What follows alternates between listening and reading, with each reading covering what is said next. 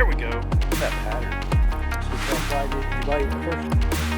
Bruce is on the board. If we're fishing to live, we come fishing with Capt Bruce, the squirrel hunts, included for free. Bruce got another one. Get that one on chatterbait. He skipped the bait up in that hole back there and get up here. It's a good lunch break. Hey, like to drop the nose out of the alcohol. A little upgrade from last time. You got the picture.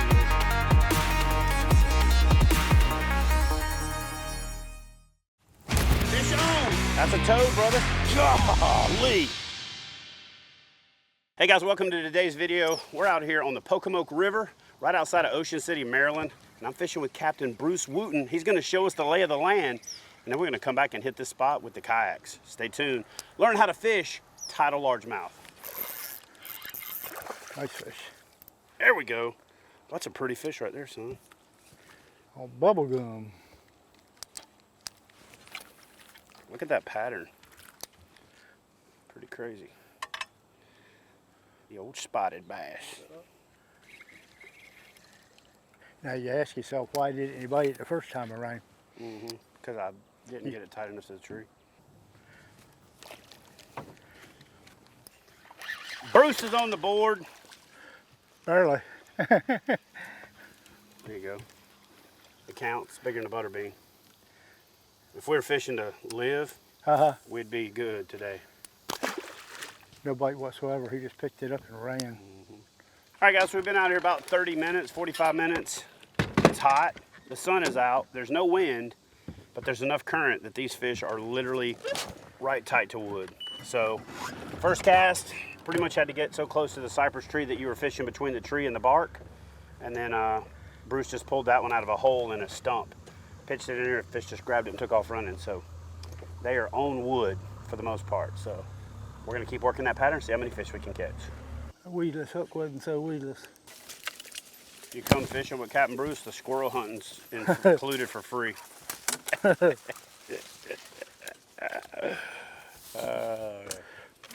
Actually, the fishing's free. You pay for the squirrel hunting. I took it easy on the bass right up until now, but now that I've donned the war headdress, it's time to get to business. Or trash can lid, just depends on how you look at it. Here we go. A damn pickerel. And it cost me a SENKO.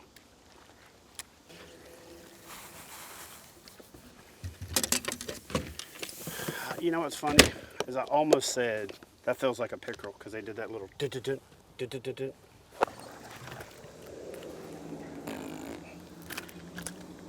Bruce got another one. Did you get that one on? Chatterbait? Chatterbait. Oh, bladed jig fish. All right, so Bruce grabbed a bladed jig that is black. When you got stained water and sun, I like black even more than I like bright. So we're gonna hopefully pick up a few fish out here on this deeper water in this wood. Especially when it gets hot like that, those fish will move off into that deeper water, but they'll still pull right up against that wood and nose into the current. So we're basically seeing these darker spots with our polarized fishing glasses and casting at them. Other thing, you know what I'm talking about? Yeah. Everybody here says y'all. That's a southern thing. That is. But y'all say won't, like won't go, which ain't a southern thing. It's like a Maryland, Eastern Shore, Virginia thing. Tone. It's like T-O-N-E, but like a little bit of a ooh on the O. Say it. Going up to where? Town. Tone. Love it. Say it. Go to town. Tone. Only one place in the world. You could be a redneck. Eastern Shore, Virginia, Southern Maryland. If you've ever even thought about buying a Prius, you're definitely not a redneck. I didn't say buy one, I said if you've even thought about it. If you wouldn't even looked at one. If you've ever reached over and tapped your buddy on the leg and said, man, that's a nice Prius, you're definitely not a redneck. So I think Jeff Foxworthy missed the boat when he said you might be a redneck. If we all know what makes you a redneck, we need to talk about what disqualifies you from being a redneck. So Bruce, explain to the folks at home what a tump is, because I don't want them to think you got like a speech impediment and you're saying it wrong, because not everybody's heard of a tump. So what exactly is a tump? A tump is a tree that was cut down years ago and floated down river for the wood, and then the tidal action puts silt and dirt up on top of the stump, and birds poop seeds on it, and out grows a tump. Now this is a tree, it's not a tump, but the tumps are about the same, but just smaller. But the bass like them because they got shade and got a good root system. So basically after the bird takes a dump, you end up with a tump. So you got your tump. You know, guys, I got to say this because I couldn't say it when I was on the boat with him without offending him. But this dude is one of the coolest but most colorful guides I've ever fished with in my life. The one thing that you can guarantee with Captain Bruce is you will not have to wonder what he's thinking. Hey, so listen, if you're looking for a great day on the water and you want a guy that knows how to catch them, especially when the conditions are tough. Like, guys, we had almost 90-degree water temperature and everything from a slack tide to a raging tide, and we're able to find fish. Basically, he broke it down and said, look, man, we could do a lot of things to try to catch fish, but if you want to catch fish, we basically got to throw a SENKO and get it between the bark and the tree. And if we do that, we're going to catch fish. And boy, he was not wrong. Halfway through the day, I'd only caught one fish. My son Austin had been sweating, had been grinding. I could look back there and see him rolling his shoulders from holding the camera. So I said, man, why don't you get up here and fish? And like any proud papa, it was awesome to see that as soon as I put the rod in his hands, he started laying the smack down on the fish. All right, so things got a little slow. I told Austin to grab a rod and take a break from filming. He skipped the bait up in that hole back there and caught the biggest fish of the trip. So, yeah. When your cameraman can also fish. Get up here. It's a good lunch break. There you go. Good fishing, guy. And when you skipped it up in there, I was like, damn, that was a nice cast. He was I didn't think there was much water. all the way back in there. Well, you could see it was kind of green in there. It like you dropped the commode out of our airplane. Boom! It did murk it. Oh, is it deep? Let me show you how to get it out of there. It's just through the... But he'll probably get it right. Yeah, just put your throw at the little hook. Yeah. The little hook is... The pro will get it. There you go. Nice fish, man. Hold the bait up. Let's show everybody what we got that on. Got that on a bubblegum colored SENKO wacky rig. Look at that.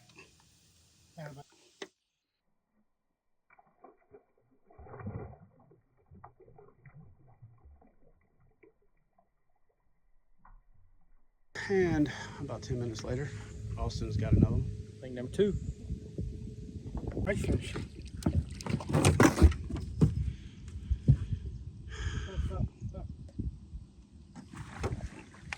There you go. Well, maybe we should just trade off and I should film and you should fish. It's a chunk. Let's take a look at that thing once it gets it unhooked. Dropping you. That's nice fish. Here, get over here and let's do a... So Little upgrade from last time. now you Look got how the thick he is. thick. He's thicker than a Snickers. Yeah, hold him side to you, son. There you Oh, go. let's get that thing Look at his up. little belly. Nobody wants to see a fish belly. They won't see a side. Well, now you got the 2 biggest fish of the day. Good job. I think his tail is. I know. That's a fat little tidal fish. They got a tail like a dang on shark. All right, well, get it back in the water. See, buddy. Bruh. Every time he puts down the camera, he starts catching fish. It's a monster. A monster. I gave you all the chance. Now it's time to show you how it's done. Yet again, that bubblegum SENKO. Craziness. Craziness, I tell you.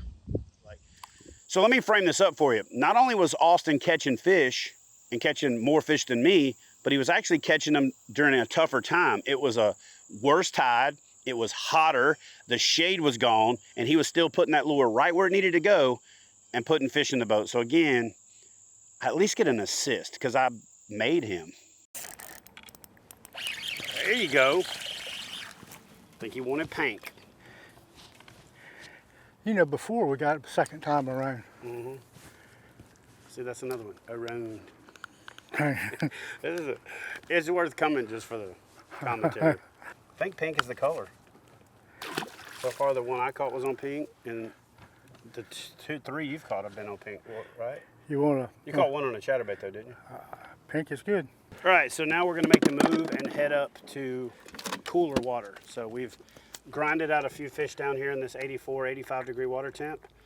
Bruce said the further you go up, the cooler the water gets because there's some springs up there, and we're gonna go see if we can find some hungry bass in that cooler water. Because you know, I know where the rednecks would be. They'll be where it's cooler, so that's probably where the bass are gonna be too. Here we go. All right, so we ran up the river, and Bruce basically ran up until we got to where the river gets really skinny. We're already 5 degrees cooler, which doesn't sound like a lot, but 5 degrees is a big difference for a cold-blooded animal. So Bruce thinks that the further we go up, it'll get even cooler. So we're gonna work our way up, get into this tight water, and pretty much we're in places right now where most people won't go in a boat because first you gotta schedule the bridge lift, and second, you gotta come all the way up here, and this is why we're scouting this area out to come back and fish from the kayak. And it's really, it really feels good when you reach out to a guide to book a trip to learn the area, and they end up taking you to the same place that you already decided you were going to go. But it also helps to have his 30+ years of experience showing us where to go, when to go, what to throw, and he's already done a lot to cut down on the amount of time it would have took to figure the fish out. Because in theory, when you see current, most people want to fish behind the current or fish in the breaks. So one of the things that Bruce pointed out early on is this river has a really low dissolved oxygen content, which means most of these fish actually position on the up current side because they're nosing into the current to get that little bit of extra oxygen. So probably would have been something that would have took us half a day to figure out. So it's always a good idea to book a guide when you can, because their years of experience, their local area expertise will save you a ton of time, which even if you plan on going back out and fishing by yourself, will be an investment in having a lot more success. All right, so I just lost a fish to either a pickerel or a breakoff, but while I got the chance, I'm going to show you guys a little tip when it comes to rigging SENKOs. When you wacky rig a SENKO, you're going to use this wacky rig O tool. So you just insert your SENKO inside there. And I like to grab it right by the back of the fat band, and you just push it off the rest of the way, and that's going to give it a nice balance. But here's the tip. When you take these O-rings off of your wacky rig tool, you want to wet it on both sides and just pull your O-ring down to the end and then insert your bait in there. You never ever want to use your O-ring tool by putting it in your mouth like this and wetting it this way. It's like, you just don't want to do it. Wet it this way, never stick it in your mouth that way. So that'll make it a lot safer and more effective for rigging your SENKOs with the wacky rig O tool. Bruce said it looks pretty kayaky up here.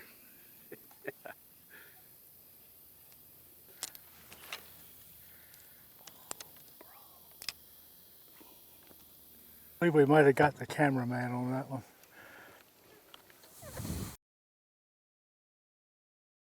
All right, guys, so for the Maryland leg of my Catch 22 challenge, the folks in Ocean City, Maryland hooked me up with this knucklehead right here. And I say knucklehead because we spent the day on the water together, and I gotta say, we're like-minded people. Okay, so far, we've had to turn the camera off for about half of the trip because we've just hit it off and our brains synced up, and we had a great day of fishing. We've probably put 25, 30 fish in the boat, all told.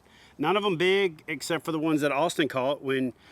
So Bruce basically was like, man, you're not gonna let him fish? And he's like, I'm the cameraman. This is what I get paid for. And he was like, he just kept looking back like, man, you're not it was almost like child abuse. So finally I was like, here, Austin, take the rod. And then Austin started laying the smack down on the fish. But here's the deal.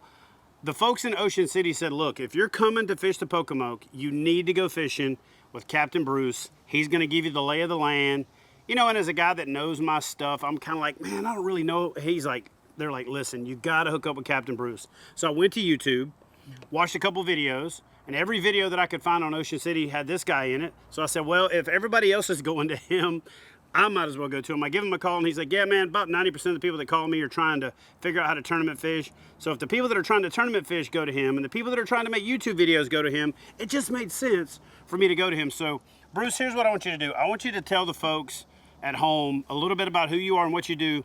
But then I want you to talk about the keys to being successful when it comes to fishing for tidal largemouth. Does that make sense? Sure. Just some of the basic stuff that folks need to keep in mind, other than just calling you and booking a trip. But all right, I'm gonna get out of here and let you talk about that. We're right here on the beautiful Pocomoc today with Chad and Austin. The water temperature is almost 89 degrees. That's hot. The boys knew it was going to be hot. We fished a lot of water. We fished above the bridge snow hill. The tide wasn't really great.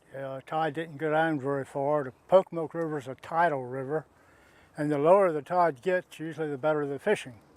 So we kept going upstream and getting colder water, and we caught a lot of fish. Didn't catch much weight, but we caught a lot of fish. Had a good day. Fishing tidal rivers are a little bit different. The fish get behind or around the structure, the trees, the tumps, things like that. And you got to skip those SENKOs and jigs real tight to the cover to be successful. And these boys really casted great and endured a really, really hot day. I appreciate you guys. Come back and see me again. You know, if you want to become a better angler, you really have to challenge yourself. And folks that have never fished tidal largemouth, that are largemouth fishermen, have never truly put themselves to the ultimate test, in my opinion. You know, I've fished the Potomac for years. I've actually come up to the Pocomoc in the past, but this is an even more complex fishery than the Potomac. The Potomac is tidal, but it's very expansive tidal. You're really more fishing flats and things like that. This river is changing hour by hour, not just halfway through a day where things have changed. I mean, you're fishing a piece of cover, you got about an hour and a half and you're not fishing that cover anymore. And you fish a particular part of the cover on the outgoing tide, you have to fish it completely different on the incoming tide. And so Bruce had a really good game plan today.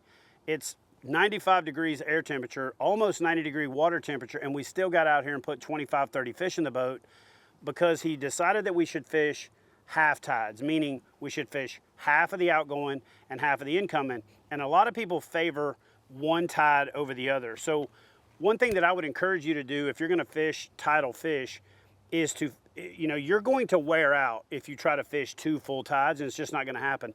So fish half tides until you can figure out which tides are going to work the best for you. Either fish the last part of the outgoing and the first part of the incoming, or the last part of the incoming and the first part of the outgoing.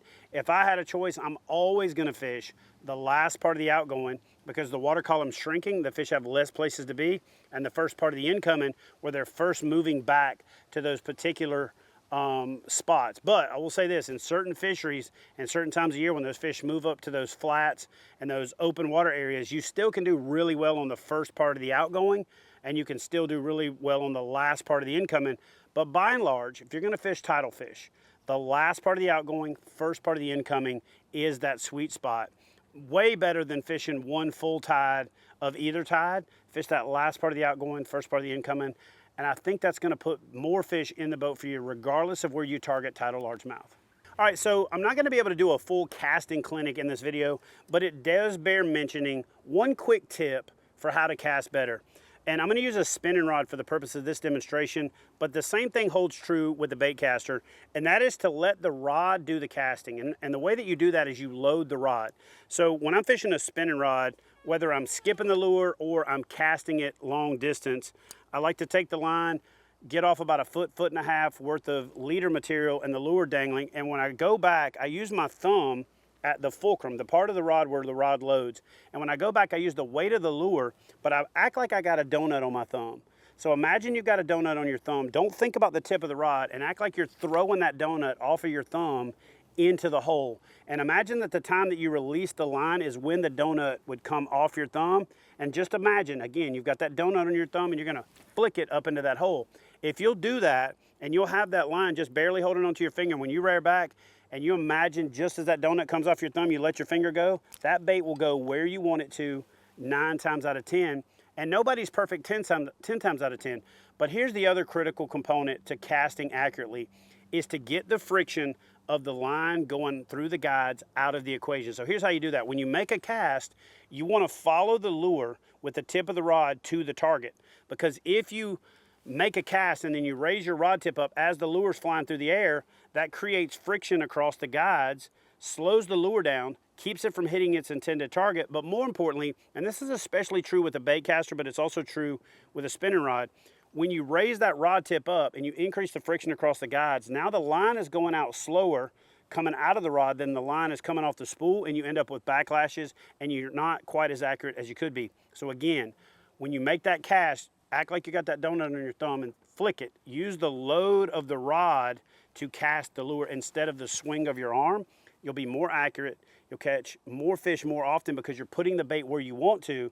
You'll get less backlashes and you'll get less frustrated. The other thing that happens when you do it this way is you make that cast in there. If that fish happens to hit it right when the bait gets there, you're not out of position by having your rod tip over here or over here because you raised it up during the cast, and you're ready to flip the bail or you're ready to engage the spool, set the hook on that fish, and again, you're gonna catch more fish. So let the rod do the casting, load that rod, but think of your thumb as the pivot point. Use the tip of that rod to load the lure, but put it where you want it. And the one key thing is to follow that lure to the target to prevent there being friction across the guides that either keeps the lure from flying accurately or makes you backlash your bait caster or get a big wind knot in your spinning rod. So if you do that, 9 times out of 10, you're gonna have a successful cast, and the more times you cast accurately, 9 times out of 10, you'll get to where you're casting accurately 10 times out of 10. So practice casting, think you got a donut on your thumb. Use the rod, not your arm.